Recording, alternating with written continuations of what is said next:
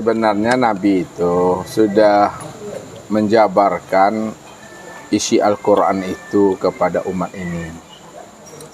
Bahwa isi Al-Quran itu kan cuma 3. Walaupun dia terdiri daripada surat, juz, ayat, namun 30 juz, 114 surat, 6.236 ayat itu isi kandungannya cuma hanya 3. Akidah, ibadah, dan akhlak. Akidah itu bicara iman. Jadi ilmu yang berbicara tentang iman atau akidah itu disebut namanya tauhid. Dia berbicara tentang ketuhanan. Bagaimana cara kita mengenal Tuhan. Sebab kalau kita tidak mengenal Tuhan, bagaimana kita akan menyembah dan mengingat akan dirinya. Sekarang kalau kita sudah kenal Allah, sudah kenal Tuhan, esakanlah Allah itu. Jangan sampai ada pembanding daripada dirinya. Kalau masih ada pembanding daripada diri Tuhan, berarti kita belum mengesahkan Allah. Maka ilmu untuk mengesahkan Allah itu namanya ilmu tauhid. Dia bicara iman, dia bicara tentang akidah, itu Al-Quran. Yang kedua adalah ibadah. Nah, ibadah itu bercerita tentang Islam. Tentang aturan-aturan hukum syara, halal, haram, sah, batal, mubah, subhat. Bagaimana cara sholat, berpuasa, berzakat, berhaji, berimpak, bersedekah, bersilaturahim, muamalah, semuanya itu dalam ranah namanya ilmu fikih namanya. Jadi ilmu fikih itu dia mengupas tentang Islam tadi. Kemudian yang ketiga itu namanya akhlak. Nah, akhlak itulah ilmu yang mempelajari tentang seluk-beluk hati. Ya, itu yang disebut namanya dengan ilmu tasawuf. Nah, sekarang ketika 3 ilmu itu kan sudah terang dan jelas disampaikan Al-Quran dan dijelaskan pula oleh Nabi. Itulah gunanya hadis itu sebagai bayan terhadap Al-Quran. Jadi hadis itu berfungsi sebagai bayan Al-Quran, maksudnya hadis itu akan memperjelas makna kandungan Al-Quran yang disampaikan oleh Allah tadi itu. Nah, sekarang kalau kita hanya duduk dalam paham ilmu fikih, ilmu syariat untuk mengingat Allah, ya, tentu tidak akan pernah sampai kita kepada hal untuk mengingat dan menyaksikan Allah. Karena ilmu fikih ini dia hanya berbicara tentang praktek beribadah. Salat, ya kan, ruku, itidal, sujud. Dari tata cara salat itu ilmu fikih itu. Makanya Nabi mengatakan solu kama ra'aitumuni usolli. Salatlah kamu sebagaimana kamu menyaksikan aku salat. Itu yang zahir itu hanya ditangkap oleh ilmu fikih. Tapi dia tidak bisa menyaksikan Allah tadi. Nah, dia bicara tentang hukum-hukum. Nah, inilah yang dimaksudkan oleh Nabi. Kalau kita hanya sholatnya secara ilmu fikih, yang rugi itu kita menyangka kita ada sholat, sebenarnya kita ini belum sholat. Sampai-sampai Nabi mengatakan begini, Pak Edi, ada 2 orang di antara umatku sama-sama mendirikan sholat. Cara berdirinya di dalam sholat sama, cara rukuknya di dalam sholat juga sama, cara sujudnya di dalam sholat juga sama, cara duduknya di dalam sholat tidak berbeda. Namun kualitas sholat di antara mereka bagaikan langit dengan bumi. Nah, langit dengan bumi nggak pernah bersatu, dia tuh jauh kali. Maksudnya ada yang sholat yang menyaksikan Allah, ada yang sholat tidak mampu menyaksikan Allah. Bahasanya sekarang, ada sholatnya khusyuk, ada sholatnya tidak khusyuk. Ada yang sholat hatinya hadir kepada Allah, ada yang sholat hatinya belusukan, melala kepada Tuhan. Nah, jadi ini ranahnya ilmu fikih nggak masuk ke sana. Ranahnya ilmu fikih itu hanya memahami bagaimana kaifiyat dan tata cara sholat, termasuk hukum-hukumnya. Nah, ranah untuk menyaksikan Allah tadi itulah tauhid tadi. Jadi kalau tauhid itu betul-betul mengesahkan Allah. Makanya jalan untuk mengesahkan Allah tadi itu jalannya adalah mematikan diri. Kalau diri kita sudah mati, disitulah kita bisa mengenal dan menyaksikan akan Allah itu. Makanya orang yang tidak mampu mengenal dan menyaksikan Allah dikatakan Allah buta.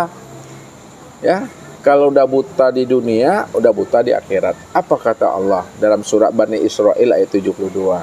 Wa man kana fi hazil a'ma fa huwa fil akhirati a'ma wa adalun sabila. Nah, artinya barang siapa yang buta di dunia, maka di akhirat juga dia buta. Wa adalun sabilah, dan tersesatlah ia. Buta yang dimaksudkan Allah itu bukanlah buta mata yang ada di kepala, tapi buta mata hati yang ada di dalam dada. Ini yang dipertegas Allah dalam surah Al-Hajj ayat 46. Fa innaha la ta'mal absar walakin ta'mal qulub allati fi sudur. Sesungguhnya yang aku katakan buta itu, kata Allah, bukalah buta matamu yang ada di kepalamu, tapi buta mata hatimu yang ada di dalam dada. Jadi orang yang buta mata hatinya itulah yang dikatakan namanya orang yang buta yang sebenar-benarnya. Jadi buta yang sebenar-benarnya itu adalah sandarannya itu Allah. Kalaulah hatinya tidak hadir kepada Allah, kalaulah hatinya tidak memandang dan menyaksikan Allah, itu yang buta. Jadi kalau dipahami makna ayat itu secara makna hakikinya, kalau kita maknai, siapa yang tidak mengenal dan menyaksikan aku di dunia, maka dipastikan dia tidak akan pernah mengenal dan menyaksikan aku di akhirat. Siapa yang tidak mengenal dan menyaksikan aku di waktu hidupnya, dipastikan juga dia tidak akan pernah mengenal dan menyaksikan aku di waktu matinya. Siapa yang tidak mengenal dan menyaksikan aku pada dirinya, dipastikan juga dia tidak akan pernah mengenal dan menyaksikan aku di luar daripada dirinya. Nah, itulah sebenarnya orang yang buta itu. Jadi melihat dan menyaksikan Allah itu jangan ditunggu mati dulu, berpisahnya ruh dengan tubuh. Tapi mengenal dan menyaksikan Allah itu waktu hidup di dunia. Matikan diri itu secara makna hakikatnya, bukan matinya berpisahnya ruh dari tubuh. Kalau kita mati berpisahnya ruh dengan tubuh, dan itu kita tidak mengenal dan menyaksikan Allah, di waktu mati pun kita tidak akan pernah bisa mengenal dan menyaksikan Allah.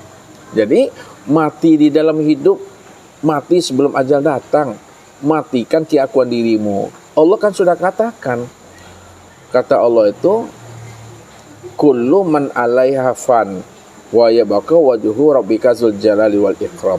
Segala yang ada ini itu bersifat fana, bersifat binasa, tidak ada hapus. Wa yabqa wajhu rabbika dzul jalali wal ikram. Yang bako, yang kekal semata-mata hanyalah zat semata-mata. Jadi ketika kita sudah mematikan diri, memfanakan diri, menghapuskan keakuan diri kita ini di hadapan Allah, bahwa diri kita tidak ada, caranya begini, cara mengintikadkannya, la maujudan bil haqqi ilallah. Tidak ada yang wujud melainkan yang sebenar-benarnya wujud itu hanya Allah. Itu pandangan hati kita tuh. La sami'an bil haqqi ilallah. Tidak ada yang mendengar melainkan yang sebenar-benarnya mendengar pada diriku itu hanya Allah, gitu. La basiran bil haqqi ilallah. Tidak ada yang memandang atau melihat melainkan yang sebenar-benarnya memandang dan melihat pada diriku itu hanya Allah. La mutakaliman, tidak ada yang berkata yang sebenar-benar berkata pada diriku itu hanya Allah. La aliman, la qadiran, la muridan, la hayyan bil haqqi ilallah. Tidak ada yang memahami, berkuasa, berkehendak dan hidup pada diriku melainkan yang memahami, yang berkuasa, berkehendak dan hidup pada diriku hanyalah Allah semata-mata. Begitulah kita cara mengitikadkan bahwa diri kita itu betul-betul enggak ada di hadapan Allah. Jadi pada saat diri kita itu tidak ada dan telah mati, pada saat itu diri Allah lah yang ada. Kalau diri Allah yang ada, maka Allah itulah yang wujud, Allah itulah yang melihat, Allah itu yang mendengar, Allah itulah yang hidup. Di situlah ditanya Allah itu berdiri dengan sendirinya. Tapi kalau ada juga diri yang lain selain daripada diri Allah, itu yang disebut namanya syirik. Jadi antara kita dengan Allah itu ada dua wujudnya tuh. Allah satu, kita satu. Padahal wujud Allah itu mutlak dan diri kita ini wujud yang nisbi. Wujud yang nisbi itu wujud bayang-bayang saja bagi wujud Allah itu maksudnya. Sama dengan meja. Di bawah meja ini apa namanya nih Habib? Kolong bos. Kolong. Sekarang meja ini bukti adanya kolong atau kolong inilah bukti adanya meja? Mana yang benar tuh Pak Sanusi? Meja ini bukti adanya kolong atau kolong ini bukti adanya meja?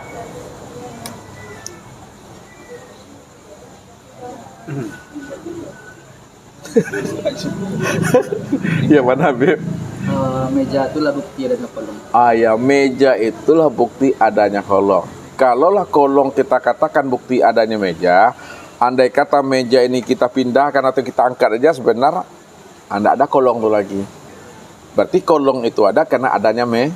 Nah, sekarang kita bawa alam ini bukti adanya Allah atau Allah itu buktinya alam ini? Mana Pak Edi? Allah itu buktinya ada alam. Allah itulah bukti adanya alam, bukan alam bukti adanya Allah. Karena adanya Allah itu tidak pernah bersandar kepada alam. Adanya Allah itu, wujudnya Allah itu tidak pernah bersandar kepada sesuatu, kepada diri kita.